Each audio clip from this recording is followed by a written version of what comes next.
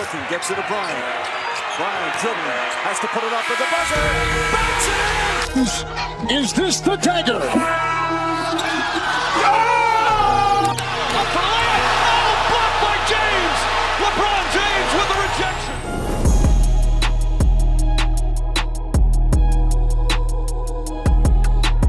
What is going on, everybody? How is everybody doing today? Welcome back here today to another episode of the Just Ballin' podcast, and today we are going to be reacting to some of the playoff games. Game 1 of the Celtics-Cavs series, Game 1 of the Thunder-Mavericks series, and then also Game 2 of the Knicks-Pacers series, and all that, what's going on, kind of an update of what I'm doing right now, and then also want to talk about my 15 guards, ranking my top 15 guards for the 2024 NBA draft. So we do have a loaded episode of the podcast for you guys. I'm super excited to talk about it. Before we hop in, we're going to start off with the top 15 ranking, and then towards the end of the video, you guys will get my reaction, so you can stay for that. Come for the rankings, stay for the reactions to the playoff games. I'm also going to be in Chicago Monday, the 13th to Wednesday, the 15th for the draft combine. Yeah, I'm going to be boots on the ground at the 2024 draft combine. For some reason this year, it's so stupid. The draft lottery is Sunday night, Mother's Day. I don't know why it's Sunday night, first of all. Second of all, there's, like, every year it's been a weekday. It's been like a Tuesday. It's been a Thursday. Why are they changing it up this year? I don't know. And it couldn't happen on a worse day, Mother's Day. Most people are kind of doing stuff with their moms, right? So this is later in the day. Luckily, maybe you can do a brunch or something like that throughout the day. And it's gonna be a busy night, man. I'm already kind of, I don't know, man. Back in the day, like when I was going away and stuff, and I still do it, obviously, like I have to stay, like kind of pull all-nighters before vacation because I try to plan all these videos out for you guys, right? So I'm staying up till 3, 4 in the morning, kind of pulling all-nighters before my flight to make sure I have ample amount of videos scheduled for you guys while I'm away because I can't be making videos. Now, for this, it's a quick turnaround. Like, I can't pre-record anything before Sunday night because I don't know the draft lottery. I wanted, like, live stream that draft lottery, and then after that, I want to do my post-lottery mock draft. You guys will see on the Ross channel. I want to do a mock draft for you guys here. I want to react to some mock drafts that you guys are going to see on the pod and on the YouTube channels. I'm going to record my number 1 overall pick rebuild, my number 2 overall pick rebuild videos, and I don't know how I'm going to pull it off. It's going to be a busy couple of days because my flight from LaGuardia on Monday, which is in New York, is like 6:30 in the morning. So I gotta like get there by like 5. Shout out to TSA PreCheck though. Definitely recommend it for anyone that does fly more than once a year. It's totally worth it. But I don't know, man. I'm kind of dreading how many hours I'm going to have to stay up in a row. I may not be able to sleep, but then again, I'm like, this is such a big thing, like kind of going to the lottery. Not the lottery. I can't go to that, but going to the combine, never done it before. Can maybe actually get to talk to scouts, network with like maybe other journalists in there, which is kind of cool and kind of learn the inside of what goes on in the NBA. But I'm going to be a zombie. I'm going to be a corpse. I'm going to try to bring my Xbox and bring my camera and record some videos in the hotel room. That could be a shit show. We'll see. It's going to be an interesting couple of days. I do fly back to New York Wednesday night and then drive back to Philly Thursday. And I was supposed to spend the following weekend in DC, and then the following weekend in Fort Lauderdale. It's a busy couple of weeks. It is, and it's obviously such a big time for the NBA too, with the playoffs, with the draft lottery, and then obviously the draft and the offseason coming up very shortly. So yeah, that was just a quick intro. Let's get into the the guard rankings for the 2024 draft. All right, so for the 2024 NBA draft, it is crazy how much variance there is with this draft, right? Like, I think I saw a tweet that was like ESPN's top ranked guy, which I think is still Reese Hachey, is ranked 9th by The Ringer, and then vice versa. Or it's like Ron Holland is ranked like 2nd by ESPN, and The Ringer has him at 11th, and then like The Ringer's top guys, I think Stephon Castle, or it's one of those guys that's ranked super low by ESPN. So it's just kind of crazy how just variance there is with this draft. Like, there's no consensus top 3.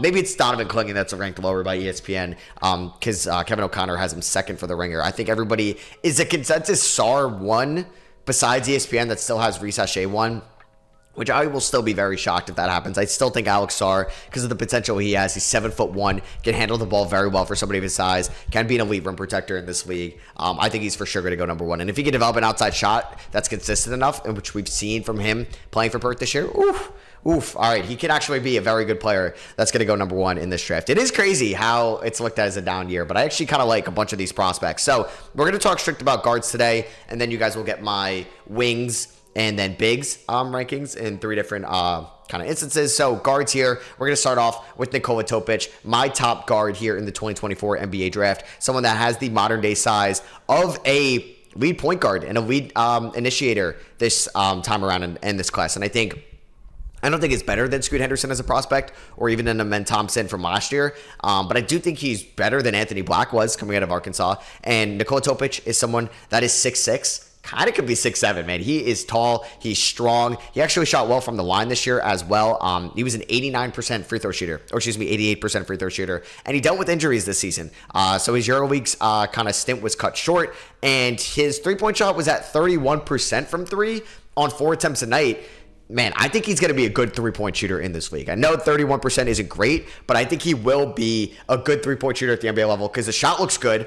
He has a good shot selection. The jumper form looks pretty good. And he also is a good free throw shooter as well. And that usually could be an indication, are they overall going to be a good shooter or not? It's very rare where a prospect is a horrible free throw shooter and ends up being an elite three-point shooter. Nowadays with the NBA, everybody's kind of becoming an elite three-point shooter, and still people can't hit their free throws, which is crazy enough. But Topic is my point guard 1, my guard 1 in this class. He can facilitate, he can navigate the pick and roll at an elite level for somebody of his age, and he could fit so many good teams as their lead point guard going forward. I think if you're San Antonio, if you're Washington, I'm trying to think, because I guess it would be weird for Charlotte or Detroit, but if you're Toronto, if you're Utah, if you're Houston, I think there's a bunch of teams that could really look into Nikola Topic with the number 1 overall pick, and it will be exciting going forward. Maybe Washington or San Antonio getting their franchise point guard, because I think Topic is the only guy here that has franchise point guard material as your lead initiator, as your 1. Now, some of these guards are also combo guards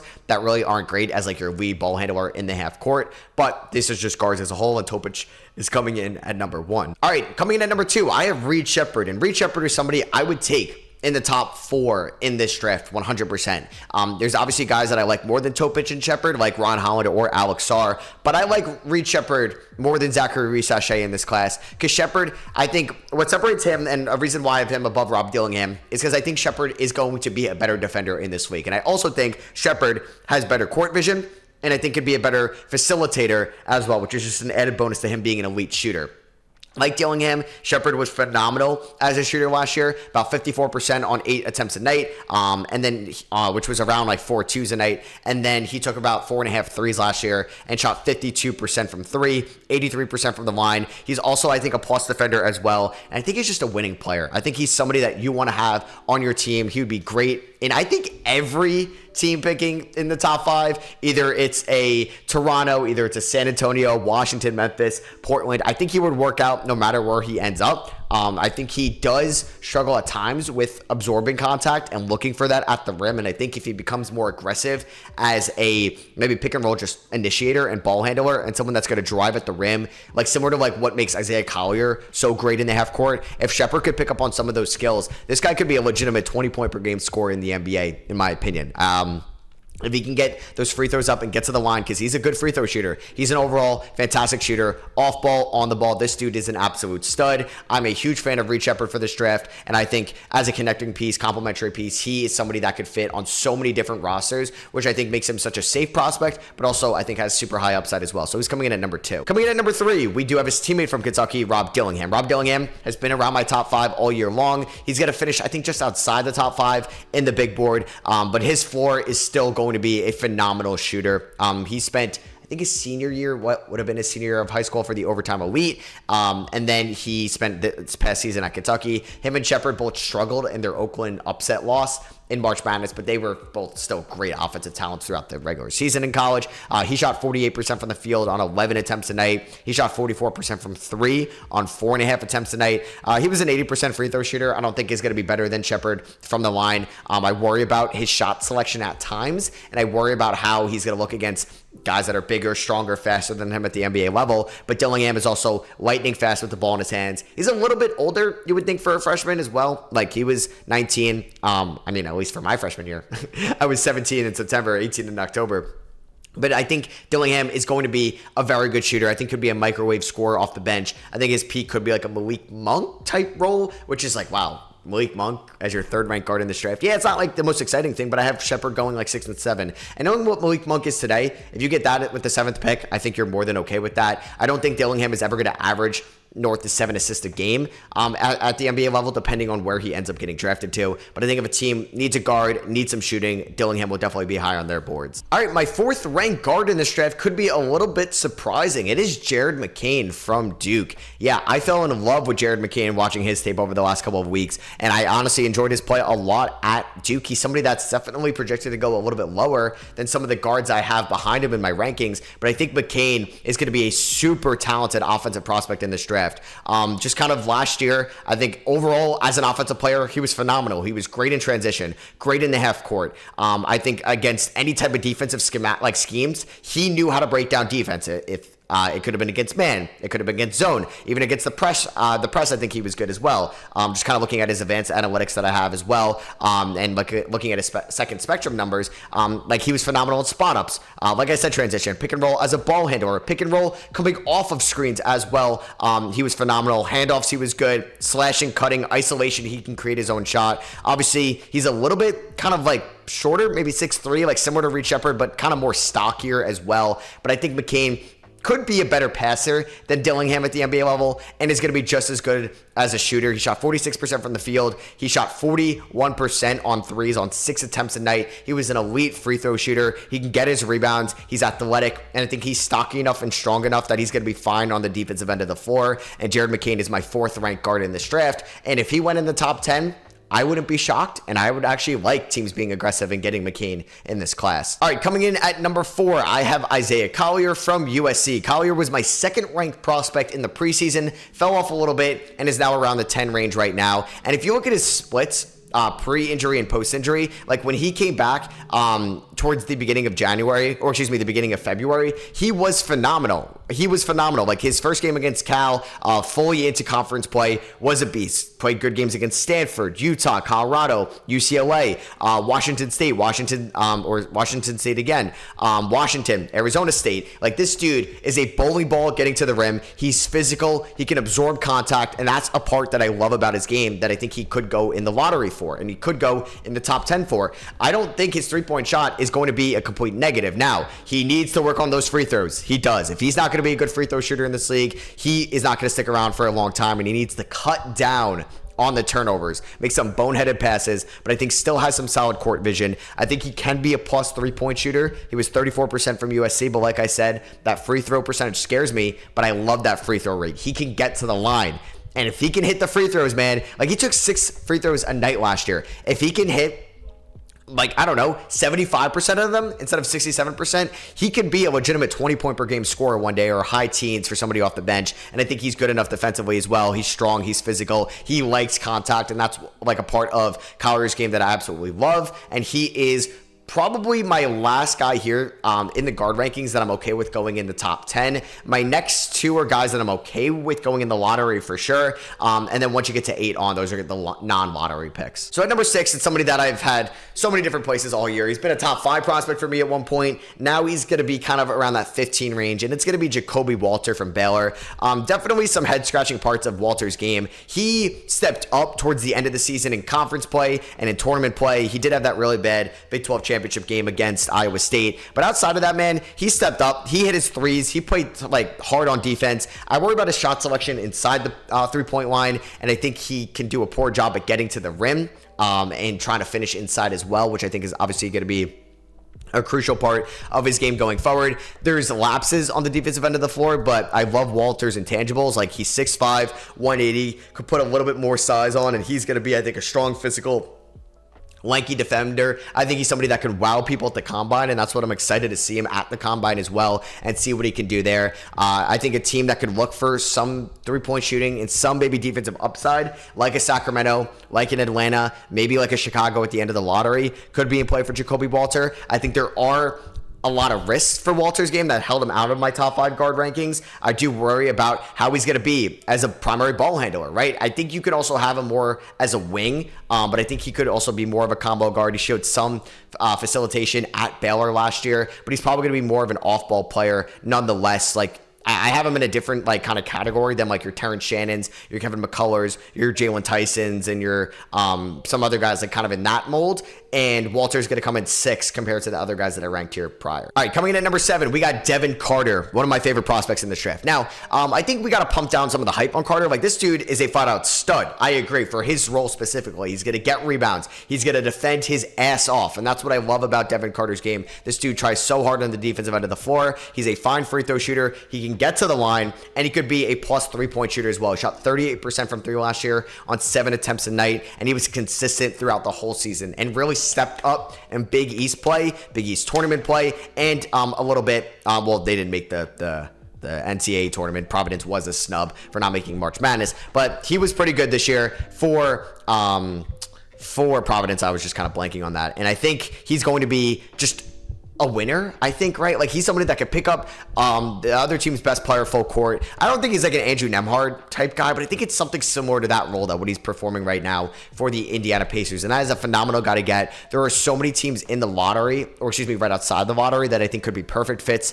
for Devin Carter. Either it's, I mean, Golden State's not going to get their pick, but he would have been great there. But Miami, Philly, the Lakers, the Magic, the Raptors via the Pacers, the Cavs, the Bucks, the Suns, the Pelicans, like all these teams could use a Devin Carter, and he is probably the last guy here coming in as my 7th ranked guard. I would be fine going in the lottery. And the reason why I have Carter a little bit lower than Collier and Walters, I don't think he's ever going to be like a crazy good like shot creator or initiator. I think he's going to be more coming off ball screens and really just being a spot up guy by some other ball handler does most of that work, and he's going to step in. His game's a little slower. I don't think he's the greatest ball handler in the world, and I think his game is a little bit more methodical for sure, but I think I worry about his speed at the NBA level, and he's going to just get outmatched by quicker defenders and obviously a lot stronger defenders as well. But he's someone with good size, 6'3". I think could be a good spot-up guard or just a really good 3-and-D guard at the NBA level that can rebound his ass off as well. And that's why I want him to go to my Knicks, because he fits this Tibbs mold so well. He could pass, though. He definitely can. And Carter's going to be a really good player. But he is 22 years old, so a little bit older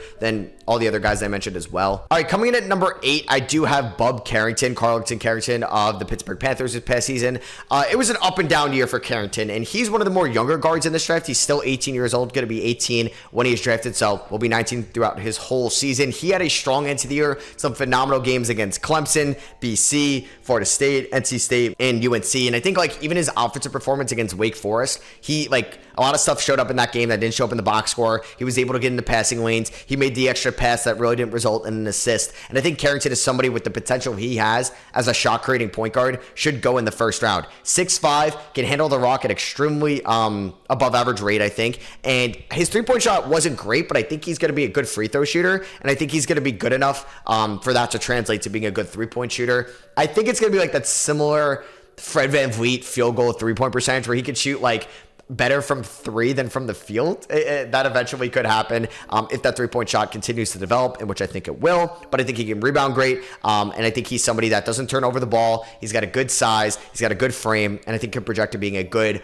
long-term point guard one day. You just got to give him a little bit of time to develop. All right, coming in at number 9, we have Hunter Salas from Wake Forest, somebody that I think has some really good traits at the NBA level. I think he's going to be able to defend. I think he's going to be able to pass. I think he's going to be able to shoot. He's going to be able to dribble, and that's pretty safe as a prospect as well. Salas was a transfer going to Wake Forest this year, had some really good games, had some really big games as well. Like his NC State game opened up my eyes on a potential first-round prospect. Back in early February, he was able to get to the line, he was able to facilitate, and I think he has all those traits that you would want on a rotation, forward rotation in the playoffs. Like that's what Masai Ujiri built for those 2019 Raptors. That's what the Knicks are building right now. Guys that can defend, switch, dribble, pass, and shoot. Like you look at Hart and DiVincenzo. These guys are beautiful complementary pieces, and OG as well. They know when to pass, they know when to dribble, they know when to rebound, they know when to shoot. And even for Isaiah Hartenstein as a big mold, that's like what the Knicks are building. And I think Hunter Salas could be somebody that can go into that Knicks role. I think what could really elevate his draft stock is how consistent is that jumper going to be in his spot-up form. and not as like self-creation for him, and someone that's not going to have the ball as much at the NBA level than he did for Wake Forest last year. So will he be able to catch and shoot in the corner? Will he be able to pull up from above the break? I think that's going to be a big question for Mark for his game, but he shot 41% from 3 last year, so that gives me a lot of confidence that he's going to be okay at the NBA level. All right, next up we have Trey Alexander, somebody I'm a little bit higher on than some other people. I've seen him go late in some second round mock drafts, which is kind of crazy, but I like Alexander's game. I know there was question marks with his 3-point shot throughout the year. He was pretty inconsistent. I think he ended up finishing 34% from 3, but I think I don't know, for Creighton's, that was a good team last year. He played very well. He's a little bit older at 21 years old, but I think I like him more than some of the guys behind him is because he does have shot creation ability. He's somebody for the second unit I could give the ball to in the half court, and I could let him work in isolation. I can let him work off a dribble handoff or a ball screen, and he could go against bigger defenders as well because Alexander has some solid size. He's maybe almost 6'5". He's got a 6'10" wingspan as well. He could pass it also, which I love in a combo guard. I think it's similar to the Hunter Salas mode. He could shoot, pass, rebound, dribble, and he could just do a little bit of everything out there. I like the defense. He was a phenomenal free throw shooter, so I think 34% from 3 is going to be on the little bit of a lower tier, just kind of level for him, and I think he's going to be much better at the NBA level. I just had his previous shooting splits from 3.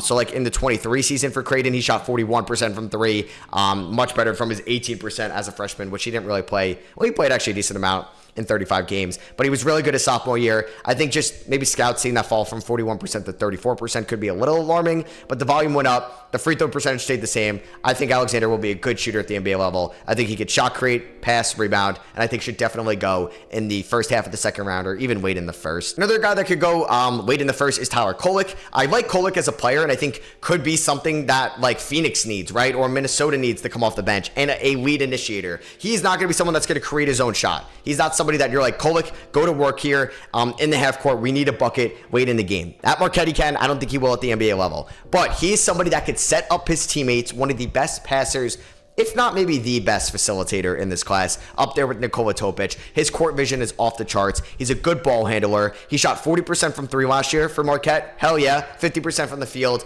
I don't know if TJ McConnell is a bad comp, and I'm not great with player comparisons, and I don't really love them because it's really hard to do, but I think there are shades of TJ McConnell in Tyler Kolek's game, and Kolek can press you up and down the court. He's, I think, a little bit undersized as a 6'3" guy out there, but he plays as physical as anybody, and he is a straight up competitor, and that's what I love about Kolek's game, and that could be something Phoenix needs late in the first round. So I'm definitely going to be mocking that a ton, and I think this pretty much finishes the guys that I'm okay with going in the first round with these 11 guards. The guy I would love going early in the second is KJ Simpson out of Colorado. A little bit smaller than some of these other guards, but I think tries so hard on the defensive end of the floor and has that motor and that athleticism that he will be okay. He's also a phenomenal shooter as well. Shot 48% from the field, 43% from 3, 88% from the line. A great rebounder for somebody at 6'2". He can fly up there and get boards. This dude is athletic as hell for someone that is 6'2". I worry about some of the decision making, and I worry about how he will look defensively against, once again,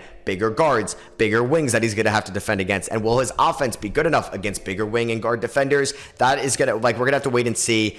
I wouldn't be shocked if he went in the first round, but I'm perfectly fine with KJ Simpson being the 35th, the 33rd overall pick in this draft because I think he's that good, and he's a fringe first rounder for me right now. Coming in at 13, we have AJ Mitchell from UC Santa Barbara. A lot of question marks about his game for sure. What position is he really going to fully be? What role is it? He's 6'5". He can handle the ball well. I'm not saying he's an elite ball handler, but he's pretty good. He was efficient last year for Santa Barbara, and he's a solid rebounder as well. I think maybe not great for somebody of his size, but I worry about his defense. I do worry about his defense at the NBA level, and I think he gets a little antsy in the passing lanes and on ball. I think he fouls a little bit more than he needs to, and I think that's going to be something that scouts are maybe not going to like as much in AJ Mitchell's game for someone that's 6'5" and is kind of like a tweener out there. So Mitchell is somebody, though, I would still take in the top 40, the top 45 in this draft. I've seen Juan Nunez go in the first round in some mocks. I don't really see it as much. I hate the shot. It's not pretty at all. He's got good court vision. Don't get me wrong. He's up there with Tyler Kolek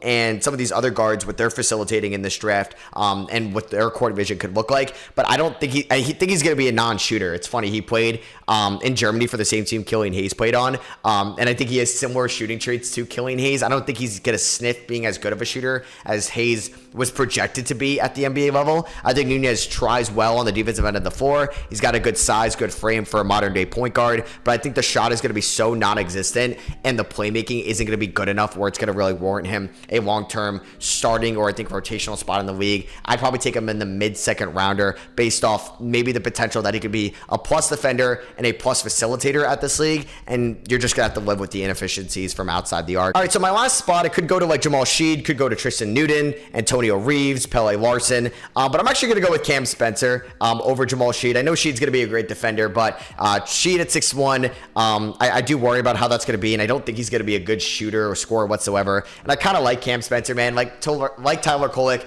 he is a straight-up competitor. He'll talk his shit. He's 24 years old. And I don't think he's going to be more than like a middle of the bench guy. And he's somebody I would take in the back half of the second round. But I like him as a guard, man. He's someone that doesn't turn the ball over. Maybe as high as a basketball IQ than anybody in this draft.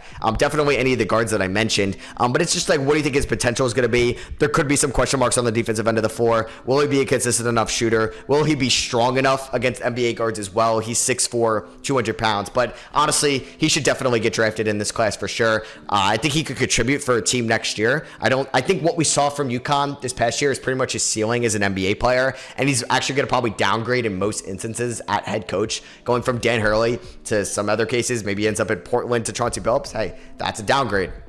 Or some other instances as well. But I think Cam Spencer is a top 15 guard in this draft, and that's going to finish it up for me. All right, just to recap, we had Topic 1, Shepard 2, Dillingham 3, McCain 4, Collier 5, Walter 6, Carter 7, Carrington 8, Salas 9, Trey Alexander 10, Tyler Kolek 11, KJ Simpson 12, AJ Mitchell 13, Juan Nunez 14, and Cam Spencer 15. So that is my top 15 guard rankings for the 2024 NBA draft. In a couple episodes, you guys will get my wings and then my bigs. So let's recap some of these playoff series so far. We could recap game 2 between the Knicks and the Pacers, which was last night.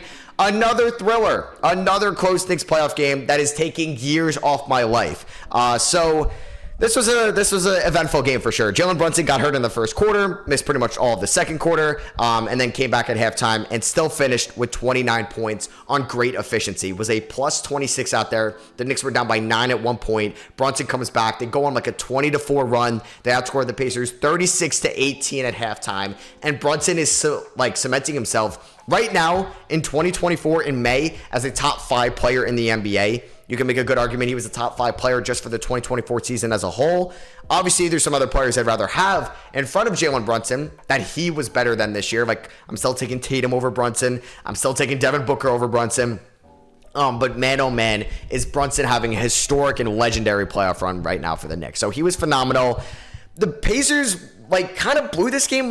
I know they're going to complain about some foul calls and some non-foul calls, but honestly, I thought this game was officiated better than game number 1. Now, there was the weird call at the end of the game where Isaiah Hartenstein was called for a double dribble, in which we all watched the replay, didn't double dribble, but the refs said the Knicks don't even need to review that. I don't know if a double dribble is reviewable or challengeable off the top of my head, and they just changed the call, which I was like, whoa, that's fine, because they made the right decision overturning that bad call. But then you can go back to game 1. Why didn't they overturn the kickball? There was also a kickball earlier in the game as well. I think involved Miles Turner and OG Anunoby that they got wrong. So clearly these refs can't see kickballs in this series. There was a foul on Miles Turner, an offensive foul on Brunson.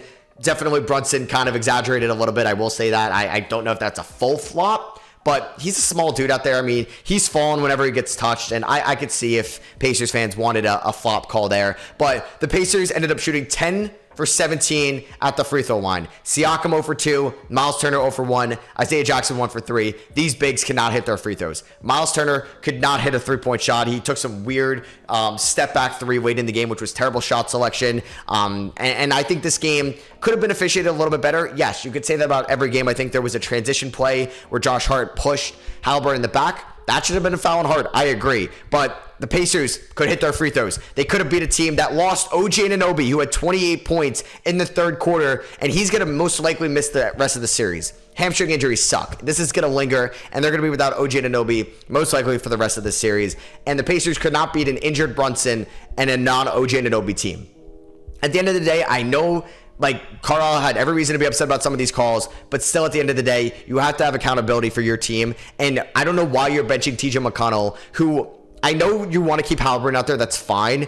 But, like, bench Andrew Nembhard for him. Or bench Aaron Nesmith for him, who's been a 29% three-point shooter in the playoffs when he's a 42% three-point shooter in the regular season.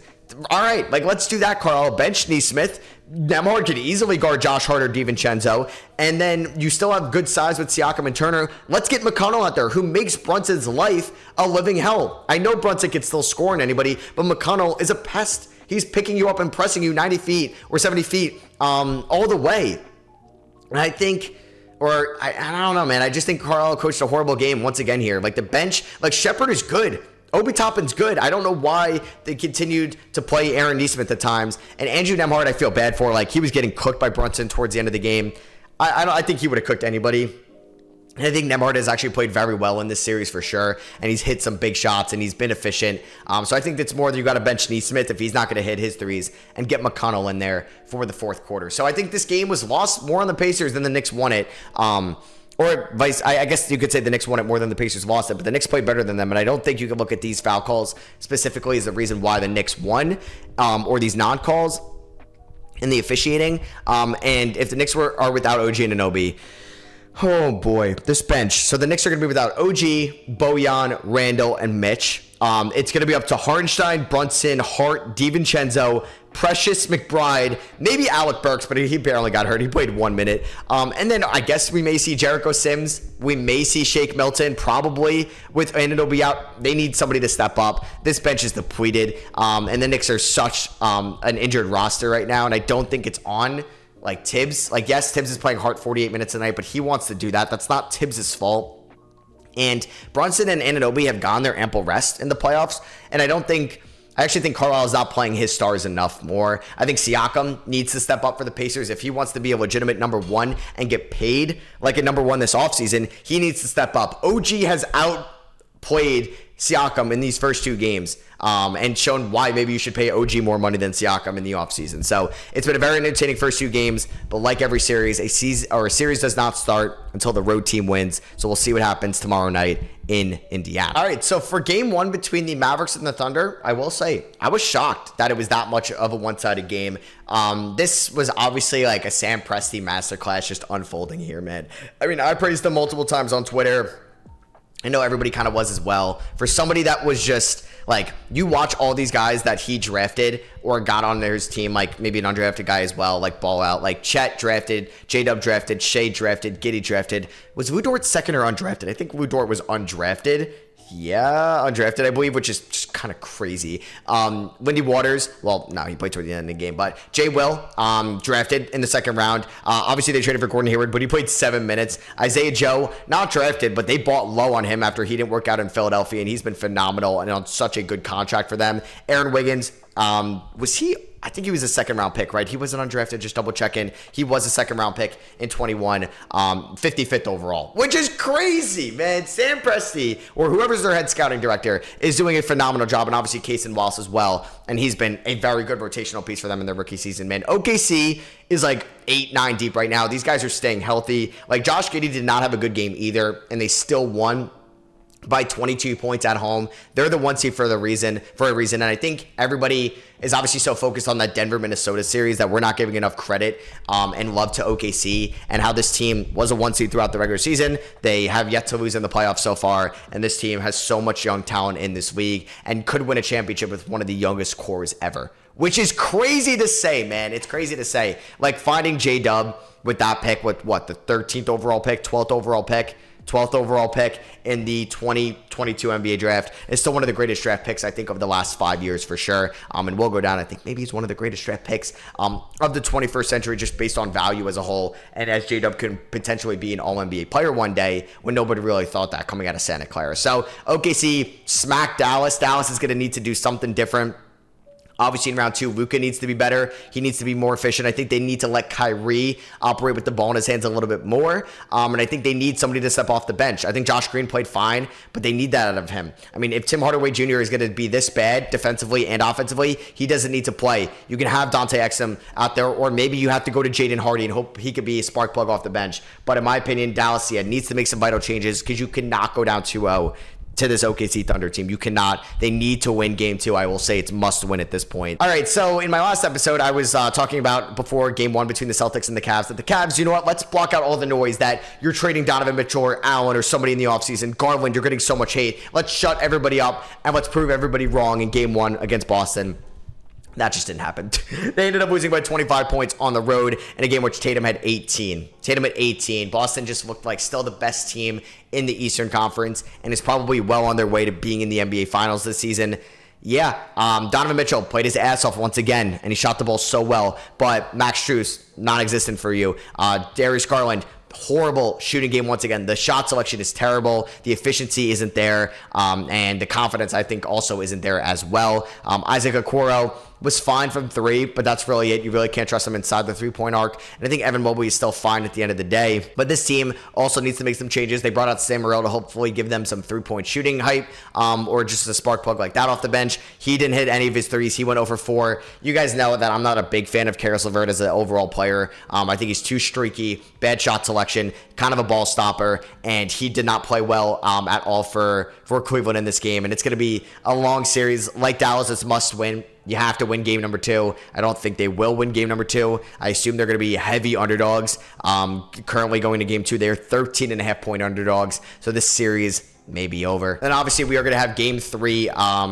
No, that's going to be Friday night, game 3 between the Nuggets and the Timberwolves. But yeah, we got both these game 2s tonight, which is exciting. I hope you guys did enjoy this episode of the Just Ballin' podcast. If you did, I'd appreciate you dropping a thumbs up if you're watching on YouTube. And if you're listening on Apple Podcasts or Spotify, I would really appreciate a rating and review over there as well. So thank you guys all for watching and listening, and I'll catch you on the next one. Peace.